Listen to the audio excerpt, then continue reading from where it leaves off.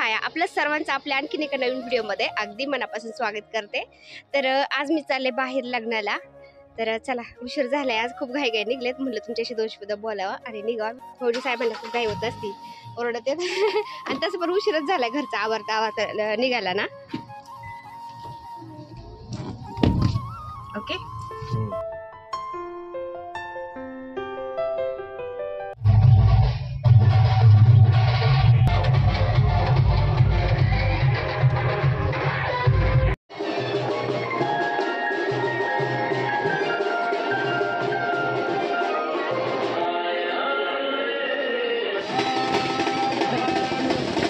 लग्न लागल्यानंतर ज्या वरमाईला मान देतात ना, तर त्या वरमाई बसल्या होत्या। त्यानंतर ज्यांना म्हणजे मावशा काकी असतात ना, त्यांना पण मान देतात ना, तर त्या पण बसल्या होत्या मान घ्यायला।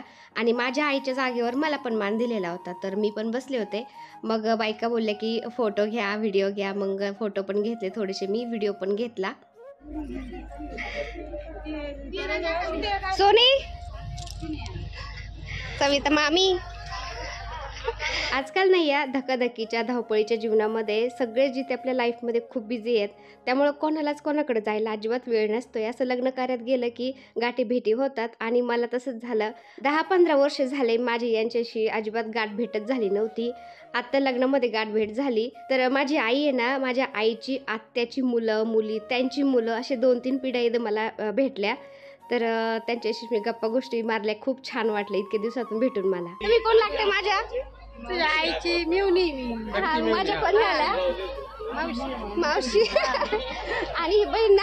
हा, मी बहीण। आणि तुम्ही? बहीण।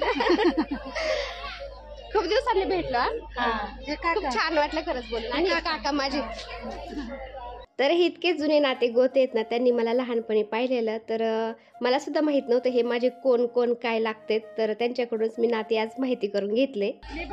मी सकूचा आत्ते भाऊ आहे। सकू माझी बहीण आहे, आत्याची बहीण मुलगी आहे माझ्या। काका आहे तुझा। अच्छा, खूप दिवसांनी भेट झाली हा।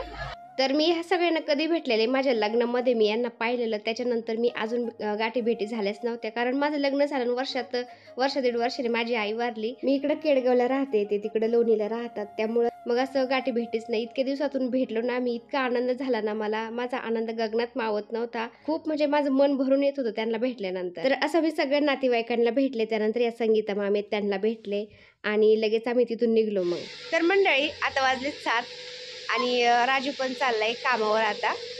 आणि फौजी साहेब घेतील गाडी बाहेर। तर थोडंसं असं झाडून झुडून घ्यावं लागतं ना, झाडून झुडून घेतलं सकाळ सकाळी बरं वाटतं। तर फौजी साहेब म्हणले मी गाडी बाहेर घेतो, म्हणजे पोर्च जरा थोडंसं मोकळं होईल। तर हे बघा, राजू चाललाय कामावर आणि आपला डॉगी डॉन सकाळ सकाळ आलाय खायला। हे बघा,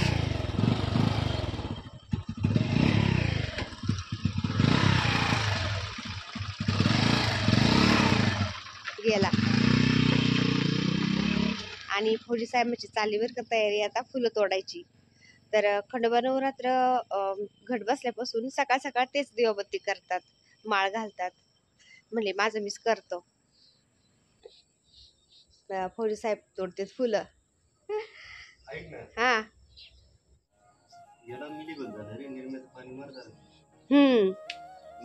झालं का?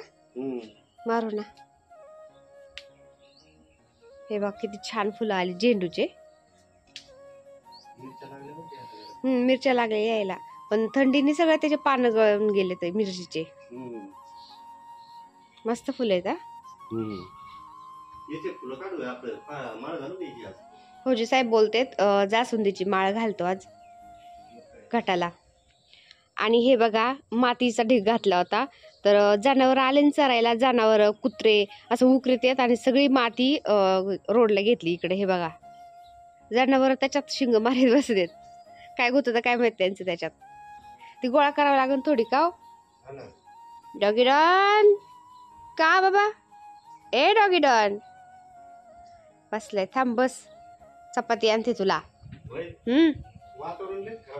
हो ना, लयच खराब झालंय। कसं धुकं आल्यासारखं झालंय ना। हे बघा, ऊन नाही पडणार, हे सगळं आभाळ आलंय, अजिबात ऊन नाहीये। आणि आभाळामुळे थंडी थोडीशी कमी आहे ना, त्याच्यामुळे फौजी साहेबांनी मला बाहेर येऊन दिलंय, नाही तर ते मला बाहेर नाही येऊन देत थंडीचं. हा, आभाळामुळे थंडी नाहीये. हे बघा सगळं आभाळ आलंय. आता 7 7:15 वाजत आलेत का हो, पण ऊनच नाहीये, सूर्यदेव दिसतच नाही तो आभाळामुळं.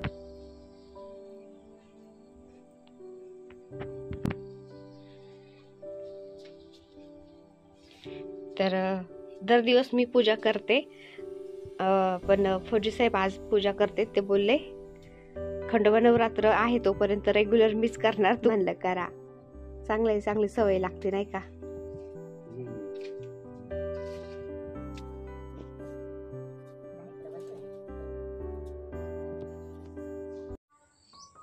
तर फौजी साहेबांनी आणले फुलं तोडून देवाला आणि घरामध्ये आले. तर हे बघा माझा छोटा मुलगा सकाळ सकाळ उठून अभ्यासाला लागलाय आणि मोठा मुलगा जिमला गेलेला आहे सकाळ सकाळ. तर त्याचं नित्य नेमच आहे, उठला की तो सकाळचं फ्रेश होतो, जिमला जातो, त्यानंतर तो डबा करूपर्यंत त्याचा आवरतो, डबा झाला का कॉलेजला जातो, संध्याकाळी येतो. संध्याकाळी सुद्धा तो म्हणजे कंपल्सरी चालायला जाणार, 2-4 किलोमीटर तर आरामशीर चालतो सकाळ सकाळ, नाही संध्याकाळी, सॉरी संध्याकाळी. तर असं आहे त्याचं पण. तर त्याचं एकदम टाईप टू टाईप असतं सगळं. आणि आमचा छोटा मुलगा सुद्धा अभ्यास करतोय बरं का, हे बघा. आणि फौजी साहेब आणि फौजी साहेब बसले त्याच्याजवळ. चला पूजा करून घेऊ. हो, पूजा करून घेऊ. चहा ठेवते ना तोपर्यंत. चहा नंतरच पी. नंतर काय आता? तुम्हाला प्यायची तर अजून चहा नाही घेतला, उठल्यापासून फ्रेश झालो. तसंच लगेच फौजी साहेब म्हटले आता दिवाबत्ती करायची मला. ते बोलतात की दिवाबत्ती झाल्याशिवाय मला चहा पण नाही प्यायचा. आम्ही पितो, तुम्ही नंतर प्या मग, नाही का. चला आता चहा घेणार ना तू? हा.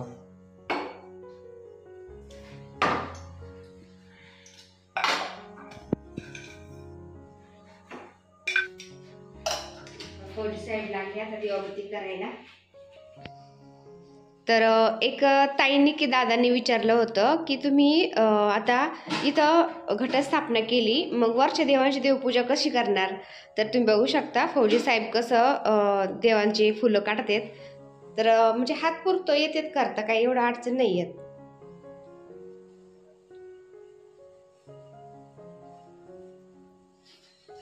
हे बघा घट म्हणजे गव्हाला चांगले छोटे छोटे कोंब यायला लागले बरं का, फुगलेत चांगले आहे ना. कोंब आले. अरे वा.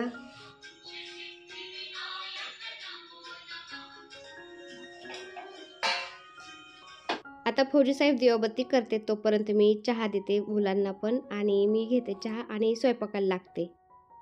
तर हे सागर पण आला जिमवरून, चहा घेतोय तो पण. मी नाश्त्याची तयारी करते आणि डबा पण करायचे त्याला, आता कॉलेजला पण जायचंय. तर चला सकाळ सकाळ खूप घाई गडबड असते.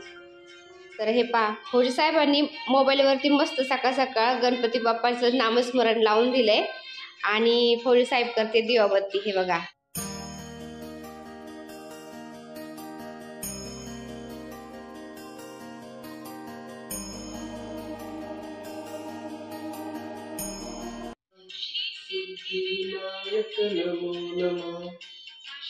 फौजी साहेबांनी घातली माळवर का आता. तर हे बघा फौजी साहेबांनी अशी माळ घातली, घटावर सोडावं लागते, त्यानंतर इथं अशी वर बांधावं लागते.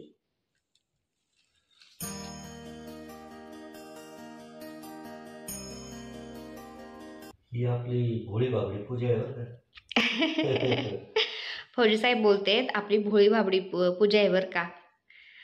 तेच महत्वाचं आहे, म्हणजे जेवढं येतं तेवढं करतात आणि मनापासून करतात, त्यातच मला आनंद आहे आणि देवाला पण आनंद नक्कीच होईल, आहे की नाही. फुलं वाहिलेत फ्रेश, दिवाबत्ती केली. आपल्या म्हणजे झाडांना जेवढे फुलं होते ना तेवढेच तोडलेत फौजी साहेबांनी आणि दिवाबत्ती केली.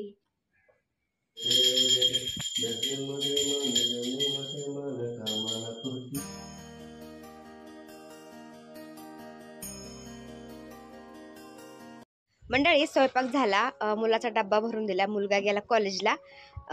छोटा मुलगा करतो खाली अभ्यास आणि फौजी साहेबांना थोडा वेळ आहे तर ते लगेच आले आता टेरेसवरती. म्हणले टेरेस गार्डनमध्ये थोडंसं काम करतो. आता 2-3 दिवस वेळच नाही मिळाला ना गार्डनमध्ये काम करायला. लग्न होतं, लग्नाला गेलो काल. त्यानंतर म्हणजे बरेचसे कामं होते, तर त्यांनी ड्युटी पण लागली होती त्यांना मध्ये, तर त्यामुळे त्यांना गार्डनमध्ये यायला जमलंच नाही. त्या दिवशी केलं होतं ना, अर्धवट काम राहिलं होतं सगळं, थोडंसं केलं थोडंसं राहिलं आणि मातीचा सगळा राडा करून ठेवला टेरेसवरती बघा. तर ते बोलले की मी आता सगळी माती भरतो, 2-4 झाडं रिपोर्टिंग करायचे राहिले तर ते रिपोर्टिंग करतो. तर फौजी साहेब आलेत आता कामाला, मी पण बघते त्यांना थोडंसं हेल्प करते है ना. एक झाड होतं त्याचे 2 केले फौजी साहेबांनी, दुसरं चांगलं आले पण याचं हे दांडी आहे ना, एक झाड आहे मरून गेले पण त्याला खालून असं कोंब आलेत. तर फौजी साहेब बोलले की मी लावून देतो त्याला, म्हणजे छान येईल. कर्दळीचं कसं एक जरी असं थोडंसं कांदा काडी असली ना तरी पण ते छान येतं. तर हिरवं आहे फुटन हे, तर फौजी साहेब तेच लावतात आता याच्यातच लावता का? पण बॅग मोठी होईल त्याला नाही? नाही ते लय मोठं होतं परत. हा वय आतमध्ये गट्टू आला होता. अच्छा. फौजी साहेब आता माती भरतेत. तर हे बघा नर्सरीतून त्या दिवशी हे शेवंतीचे 2 झाडं आणले होते ना, तर किती भारी फुलं आलेत तुम्ही बघू शकता. तर ही चॉकलेटी शेवंती आहे, छान फुलं आले. त्यानंतर ही पिवळी पण शेवंती आहे, मस्त फुलं आले त्यांना. आणि हे बघा त्या दिवशी आपण नर्सरीमधून याचे गुलाबाचे झाडं आणले होते ना, किती छान फुलं आलं उमललंय. हे बघा याला एकदम लाल, एकदम डार्क लाल आहे, ते पण उमलायला लागलंय. त्यानंतर हे असं पिंक कलरचं आहे, मला वाटतं पिवळं पिंक कलर वाटतं हे जरा ते आता फुलल्यानंतरच समजेल हे कसं झालंय नेमकं. आणि हे पण एकदम डार्क आहे, डार्क रेड कलर याचा. आणि याच्या कळ्या मला वाटतं एकदम भरून फुल आहे मस्त, आणि याला कळ्या पण अशा भरपूर आलेल्या आहेत. हे बघा हे छान वाटते. आणि हे पण अजून उमलल्यानंतर कळ्याचा कलर नेमका आहे कसा. आणि हे गुलाबाचं झाड फुल आहे ना, मला वाटतं असं पाकळ्या 5-6 गुलाब असतं ना तसे, असं एकदम भरीव फुल नाही वाटत हे. बघू आता उमलल्यानंतर कसं होतंय ते. आणि फौजी साहेबांनी रबराच्या कटिंग भरपूर लावल्यात बरं का आता. हे बघा स्नेक प्लांट वगैरे सगळ्या झाडांची रिपोर्टिंग केली फौजी साहेबांनी. आणि हे 2-3 झाडं आणले होते ना, हे बघा हे पण छान रोपलेत आता, त्या दिवशी लावले होते. तर हे 2 झाडं आहेत ना, इतके छान असा हिरवागार मस्त गुब्बारा होतो ना याचा. आणि टेरेसवरती हा गवती चहा लावलाय ना या ग्रो बॅगमध्ये, हा तर इतका भारी झालाय ना. कढीपत्ता पण मस्त फुटलाय आता. हे बघा फौजी साहेबांनी आणली बॅग भरून. तर फौजी साहेबांनी याच्यामध्ये कर्दळी लावली. हे बघा म्हणजे छोटं छोटं झाडं सुद्धा फौजी साहेब सुद्धा जाऊन देत नाही. हे बघा छोटासा कोंब आलेला आहे त्याला. तर कर्दळीचं झाड म्हणजे छोटंसं जरी असलं तर ते छान होतं. हे बघा मधुमालती. आणि हे कृष्णकमळ. हे बघा याला 2 फुलं फुललेत मस्त. आणि वरती एक आहे. हे बघा असं हिरवं पाहिलं ना इतकं छान वाटतं ना. आणि मधुमालती तर आपली नेहमीच फुललेली असती छान. बघा आता घोसळे आलेत वरती, इथं एक आलंय, इथं एक आलंय. त्यानंतर हे बघा इथं पण 2 आहेत, ते काढावं लागते. आणि आपलं चाफ्याचं झाड तुम्हाला खूप दिवस झालं दाखवलं नव्हतं. तर हे बघा किती छान बहरलंय हे चाफ्याचं झाड, एकदम हिरवगार मस्त झालंय. आणि किती फुलं येतात. फौजी साहेबांनी सकाळी तोडून नेलेत भरपूर सारे फुलं याचे, तरी पण थोडेसे कळ्या आहेत त्याला आत्ता उमलल्यात. हे बघा ह्या टपात लावलेले असं, काय जास्त मोठं झाल्याशिवाय फुलं येत नाही असं नाहीये. त्याचं छोटं जरी असलं तरी किती फुलं येतात. हे बघा सगळे गुच्छ, याचे फुलं कधीच निमत नाही, हमेशा फुलं राहतात याला. आणि वातावरण कसं झालंय बघा, सगळं आभाळ आलंय, अजिबात ऊन नाहीये.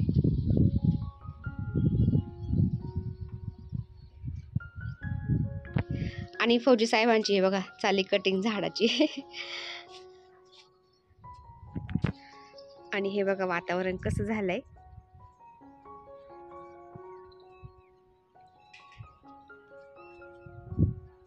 तर बघा फौजी साहेब येंगलेत वरती, ते वेल इकडे तिकडे गेलेत ना तर ते वेल व्यवस्थित ते काढून देतात वर दोरीवरती. हे बघा वेलांनी कसं असं जाळं करायचं चालवलंय आता. मस्त जाळ होईन वरती. तरी पण आता फौजी साहेब बोलले की वरती आपण ग्रीन नेट असतं ना तर ते टाकून देऊ, म्हणजे खालच्या झाडांना बरं होईल, म्हणजे खालची झाडं खराब होणार नाही. कारण आता उन्हाळा आलाच जवळ ना, आता किती 1-2 महिने राहिलेत थंडीचे का हो.